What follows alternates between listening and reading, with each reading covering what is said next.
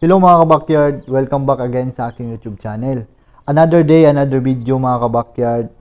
Ang topic natin for today is mga food guide na ibinibigay ko sa aking mga cocktail na may mga painakay na inalagaan. Pero bago ang lahat, nais kong i-update sa inyo na mayroon akong isang customer na nag-avail ng hand-feed cocktail.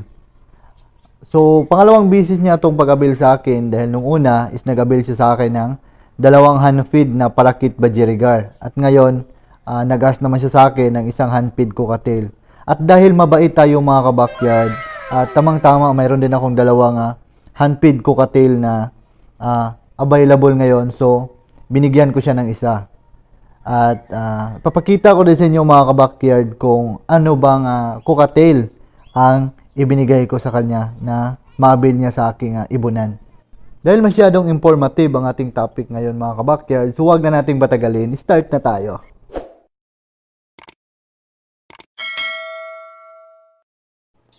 So ang topic natin for today mga kabakyard is food guide sa ating mga alagang cocktail na may mga painakay. So bakit nga ba importante mga kabakyard ang food guide sa ating mga alagang cocktail na may binubuhay na painakay? Importante kasi ang food guide dahil dito tayo nagbe-base ng mga ipapakain natin sa ating mga alagang cocktail na may mga painakay at sa ating mga cocktail na mga walang painakay. Sa next video ko mga kabakyard, isi-share ko din sa inyo ang diet ng aking mga alagang cocktail na isinasalang ko for breeding para ma-compare ninyo mga kabakyard kung ano ba ang pagkakaiba ng diet ng cocktail na may painakay at diet ng cocktail na isinasalang for breeding. So, balik tayo sa topic natin mga kabakyard dahil masyadong lumayo na tayo sa topic natin. So, maganda po na ang binibigay nating pagkain sa kanilang parents ay malalambot. So, unang pagkain ng ating cocktail na may mga painakay is dapat malalambot katulad ng oat growth at chick booster. Maganda po ang mga pagkain na to dahil malalambot ito at maganda din ito sa ating mga baby cocktail. At ang pagbibigay naman natin ng pagkain is depende po sa dami ng inakay ng ating cocktail. Pag once marami yung inakay ng ating cocktail, ang pagbibigay ko po ng pagkain dito sa aking area is 3 times to 4 times a day ako nagbibigay. At kung ang alaga yung cocktail is mayroong dalawang painakay, so ang pagbibigay ko naman dito sa kanila is 3 times a day. At kung nakita niyo mga kabakyard na kulang pa din yung binibigay niyong patuka sa inyong mga alagang cocktail na may mga painakay, is much better na dagdagan nyo. Kasi hindi natin pwedeng i-diet ang ating mga alagang cocktail dahil nga may binubuhay silang mga painakay. So ang ginagamit ko namang measurean sa pagkain nila mga kabakyard is yung timpra cup ng aking pamangkin. So ayan po yung picture niya sa taas. So dapat puno po yan pag nagbigay kayo sa inyong mga alagang cocktail para marami talaga yung ibigay yung pagkain sa kanilang lalagyan ng patuka.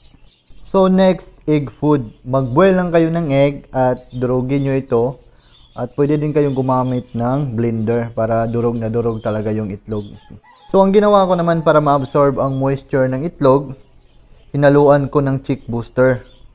At pwede din kayong mag-add ng mga vegetables tulad ng carrots, kangkong, galay ng kamote, at saka malunggay para maraming makukuhang vitamins ang inyong mga alagang cocktail na inalagaan. Dapat high protein ang diet nila kasi mayroon silang inakay na binubuhay.